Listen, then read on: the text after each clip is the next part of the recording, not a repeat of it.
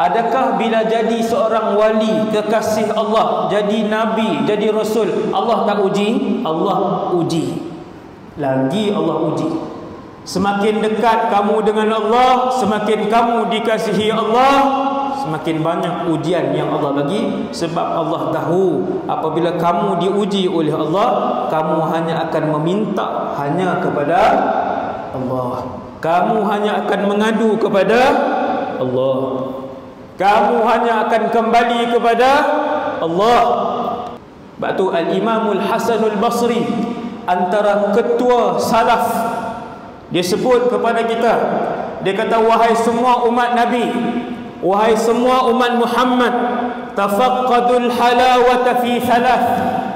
Cari kemanisan beribadat pada 3 perkara. Fi salati wa fil qur'ani wa fi dzikri. Kemanisan beribadat sama ada ketika kamu semayang, Allahu Akbar, seronok semayang.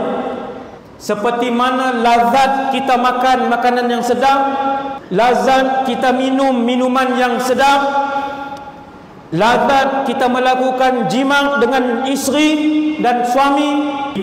Begitulah ada kelazatan ketika seseorang itu melafazkan Allahu Akbar, dia semayang, ataupun ketika dia baca Quran, ataupun ketika dia berzikir.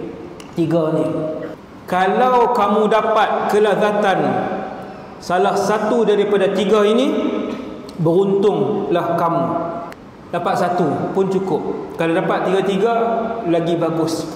Dan sekiranya kamu tidak mendapati pada 3-3, Imam Hasan Basri kata, fa'lam anna babaka mughlaqun, ketahuilah sesungguhnya kamu sedang ditolak oleh Allah.